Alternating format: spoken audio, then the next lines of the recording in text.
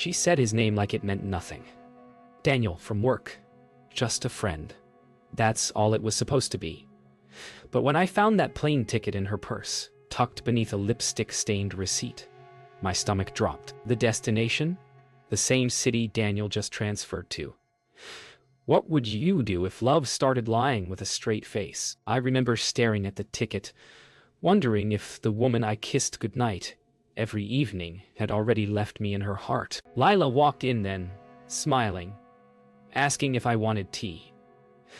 The picture of calm, and for a second I almost believed her again. Almost, because lies don't always scream.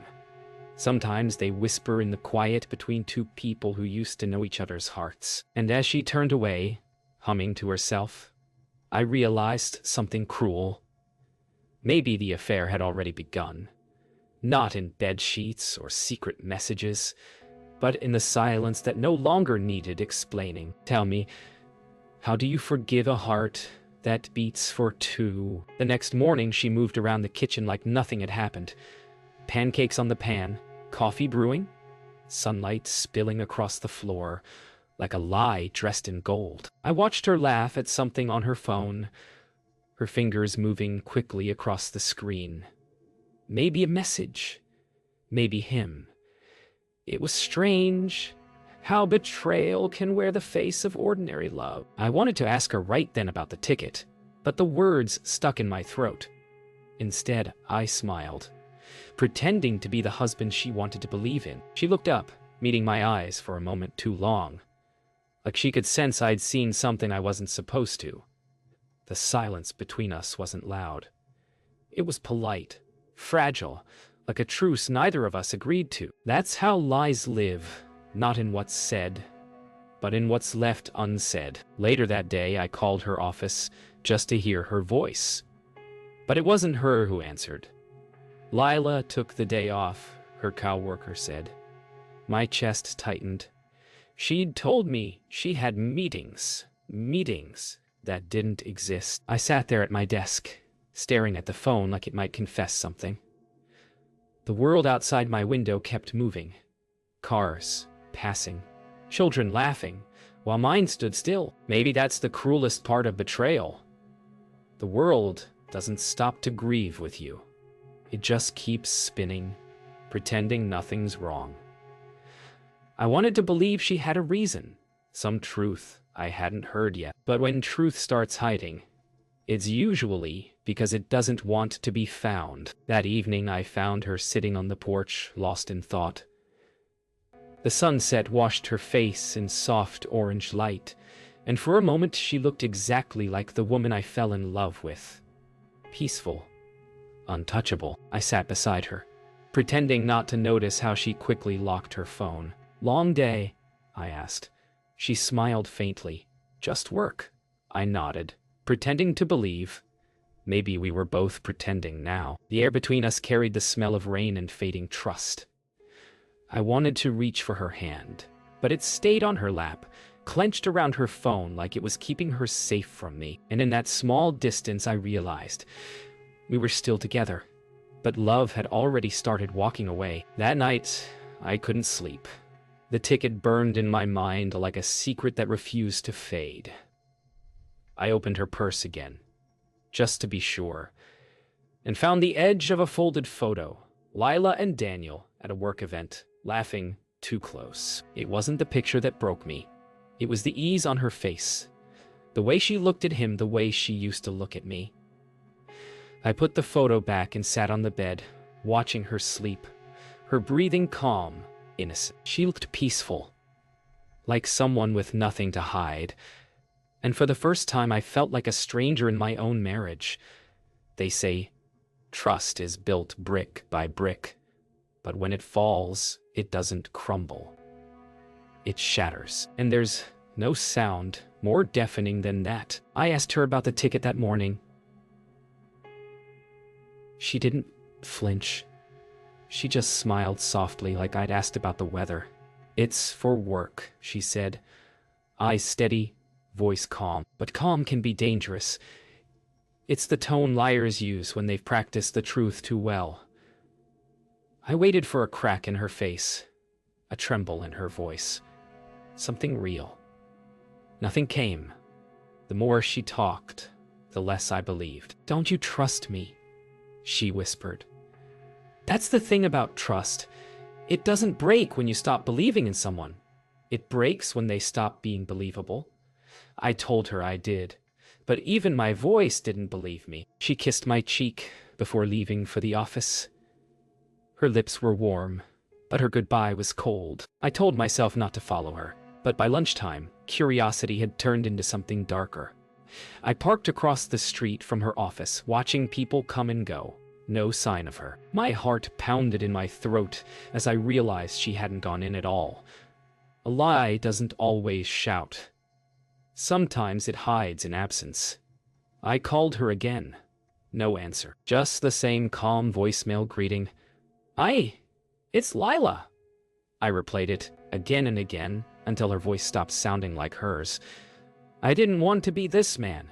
Suspicious, broken, desperate for a truth that might destroy him. But once a seed of doubt is planted, it grows wild. That evening she came home smiling, her perfume different. Softer, new. She talked about her busy day like it really happened.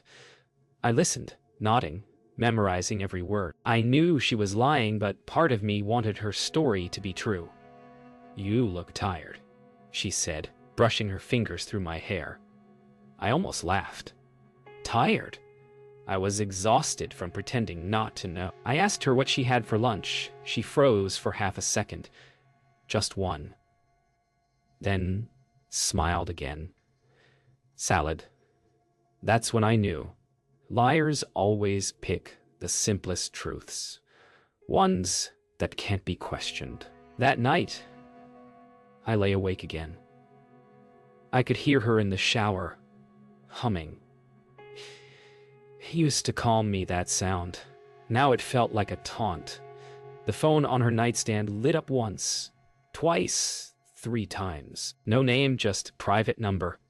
I picked it up, hands shaking, but the screen went dark before I could see. When she came out, steam trailing behind her, she caught me staring at the phone. "Everything okay?" she asked. Yeah, I lied. Maybe that's how it happens. Lies breeding lies until no one remembers who started them.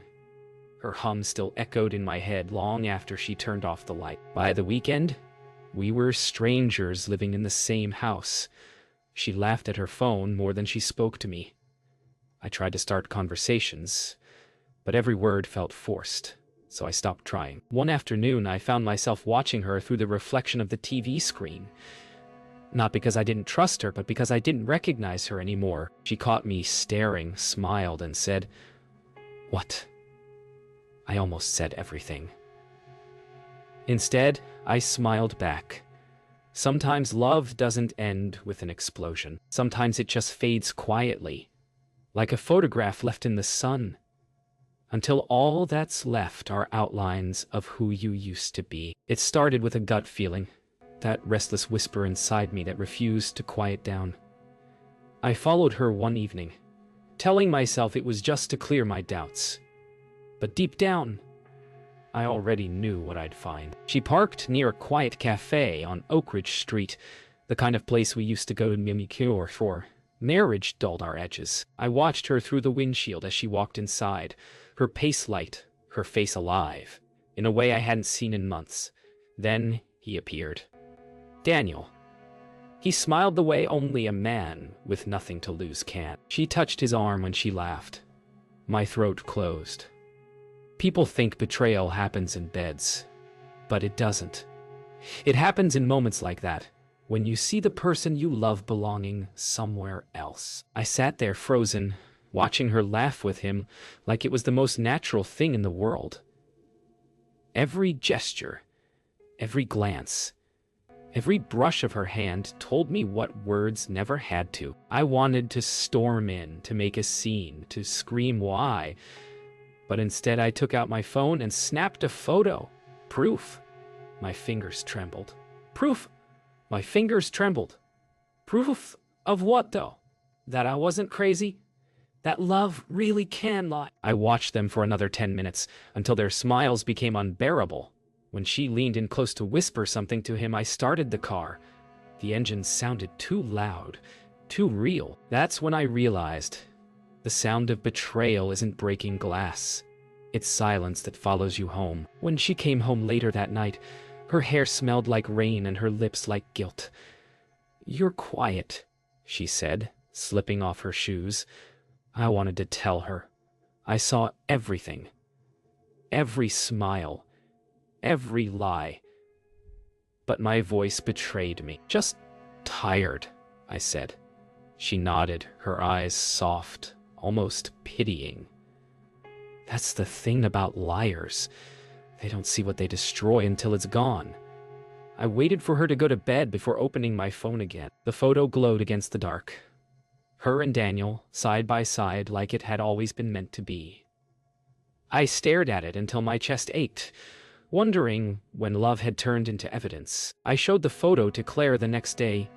My co-worker, my only friend left, who still saw me as whole. She looked at it, then at me. "You sure you want to know everything?" she asked. I didn't answer, because once you see the truth, you can't unsee it. She touched my arm gently. The kind of gesture that feels like kindness, not pity. "Sometimes knowing hurts more than not knowing," she whispered. But I'd already crossed that line. You can't unknow betrayal. You can only survive it. That night, I couldn't take it anymore. I printed the photo, placed it on the kitchen counter, and waited. When she came home, her keys jingled in the silence. She froze when she saw it. For a moment, she didn't breathe. Then she looked at me. No excuses, no panic, just quiet acceptance. "How long have you known?" she asked softly. I said, "Long enough." She nodded once, eyes glistening. No tears, no denial, just the truth finally standing in the open, naked and merciless. And in that silence, I realized something brutal. Sometimes the moment you get your answers is the exact moment you lose everything else. She didn't deny it. That's what cut deepest. The truth didn't come crashing.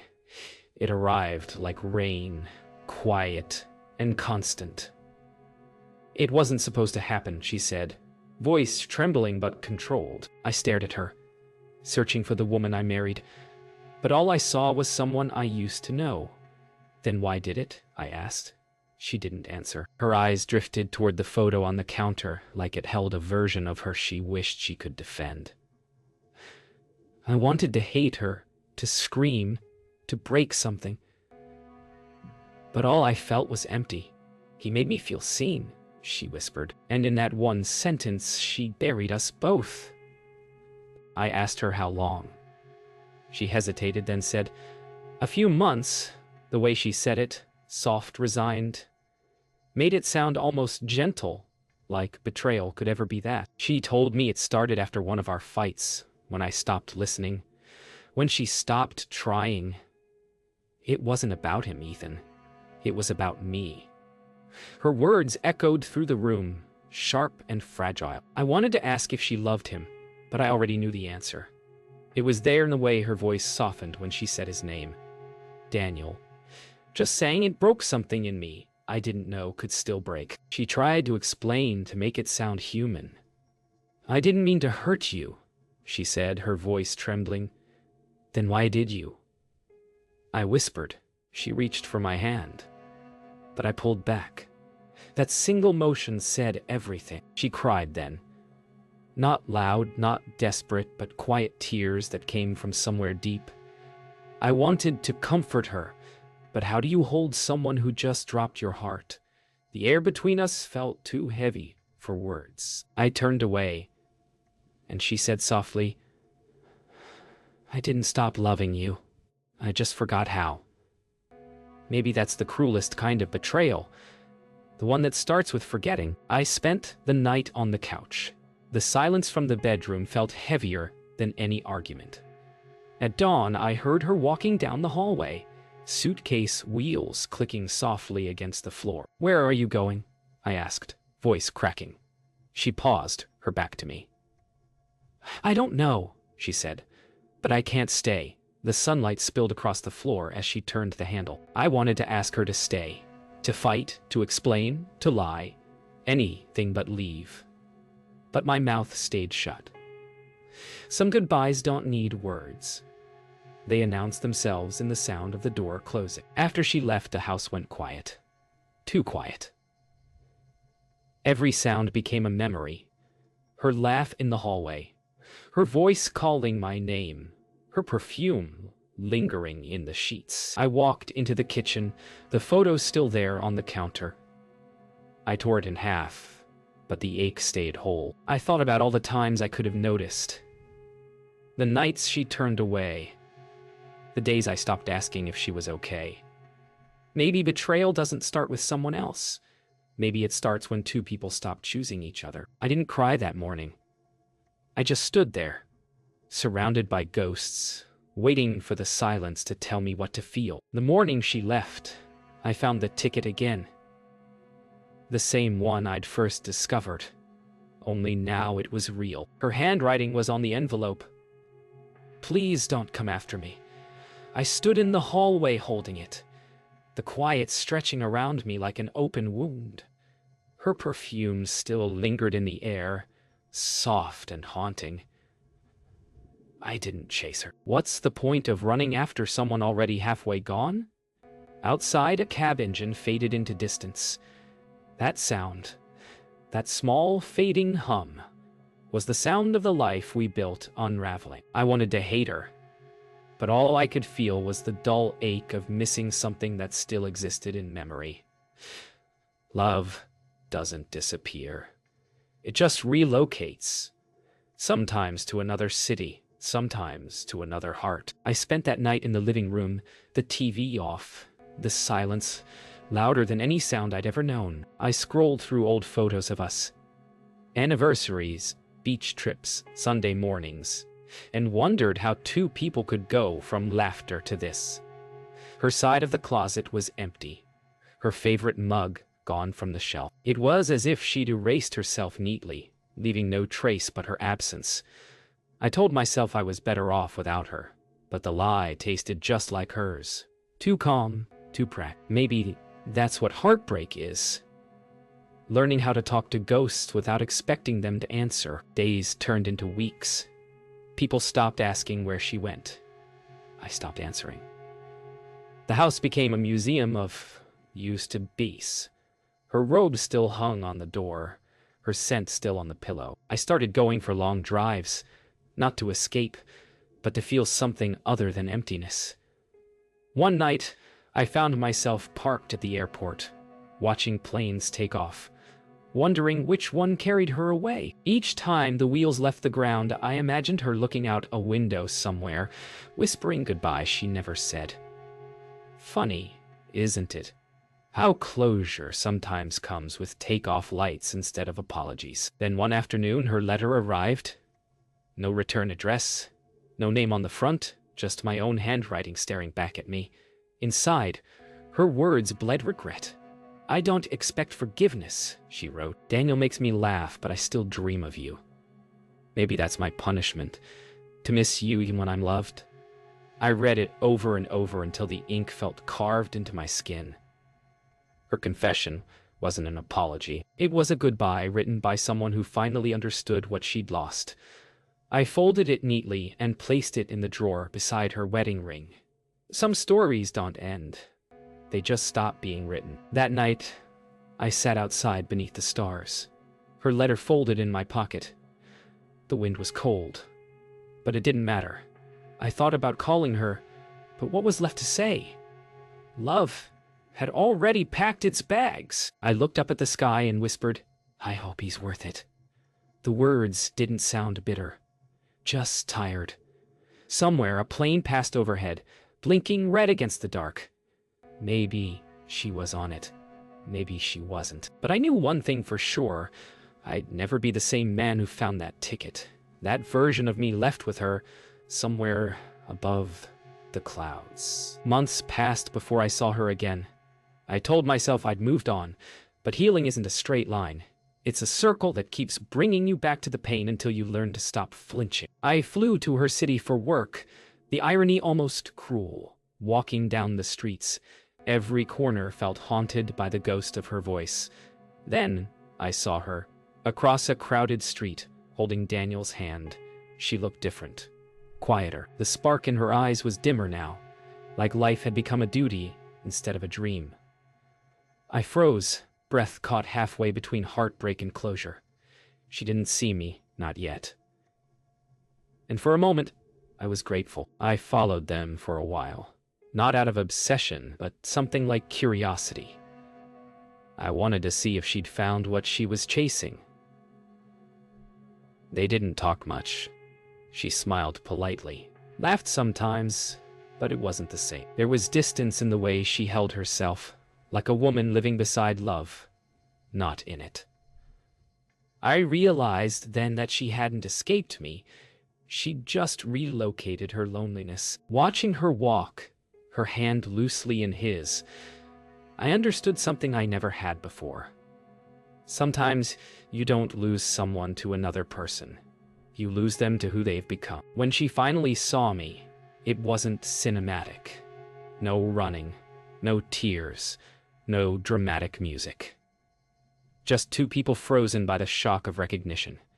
She stopped mid-step, her lips parting slightly. Daniel said something, but she didn't hear him. For a long moment, we just stared. There was no anger left, only the heavy peace that comes after the storm. Her eyes softened, as if to say everything words couldn't. Maybe forgiveness doesn't always need to be spoken. Maybe it's just knowing you both survived the same heartbreak. We didn't speak. We didn't have to. That one look held years of what-ifs, regrets, and small mercies. She smiled faintly, not out of happiness, but acknowledgement. Then she turned away, fingers threading back into Daniel's. I watched them go until they disappeared around the corner. And for the first time, I didn't feel anger or sadness, just release. Some loves aren't meant to last forever. They're meant to teach you how deep your heart can go before it breaks, and how it can still keep beating after. That night, I stood by my hotel window, watching the city lights blink like tiny, tired hearts. I thought about everything. The laughter, the lies, the nights I waited for her to come home. And then, quietly, I forgave her. Not because she asked for it, but because I needed it. Forgiveness isn't about making peace with the person who hurt you. It's about making peace with the version of yourself who let them. I whispered her name once into the night. Not in anger, not in love. Just memory. And then I closed the window. Coming home didn't feel like coming home. The walls were the same, the photos still hung in their frames, but everything felt hollow, like an echo of a life that no longer belonged to me. I walked through each room slowly, tracing memories with my fingertips. Her laughter in the kitchen, our whispers in the dark, the warmth that used to fill these walls. But love doesn't haunt the places it leaves. It lingers in the people who can't forget. I realized then, home wasn't this house. It was her. And she was gone. For the first time, I didn't fight the emptiness. I let it settle. Let it become part of me. I started packing, not to leave, but to let go. Every item had a memory attached to it. Her favorite book, our wedding photo, the coffee mug with a small crack near the handle. I thought I'd cry, but I didn't. There's a strange peace in finally accepting what's over. I folded the past carefully into boxes and taped them shut, one by one. Each sound of the tape tearing felt like closure. Some people think healing is about forgetting. It's not. It's about remembering without hurting. And as the boxes stacked higher, the weight on my chest grew lighter. When the last box was sealed, I took out the plane ticket, the one that started everything. It had faded now, the ink smudged, the corners worn. I held it over the sink, the paper trembling between my fingers. For a moment I hesitated. That ticket wasn't just her escape. It was the end of who we used to be. I lit and watched the edges curl into flame, turning everything into ash. The smoke rose like a ghost disappearing into air, and with it, So did the version of me who couldn't let go. Some endings don't need words, just fire. That night, I dreamed of her. Not the woman who lied, but the one who loved me before the lies began. She stood in the same kitchen where everything fell apart, smiling, young again, sunlight on her face. "You were home, Ethan," she whispered. I just forgot what home felt like. I woke up with tears on my cheeks, but they didn't hurt. Maybe closure isn't an ending. Maybe it's just finding peace in knowing you once had something worth losing. I whispered goodbye into the dark, and for the first time, it felt final. Weeks later, I sold the house and drove until the city disappeared in my rearview mirror. The road stretched endlessly ahead, the horizon wide and forgiving. I didn't know where I was going. Maybe that was the point. Sometimes freedom isn't about running from pain.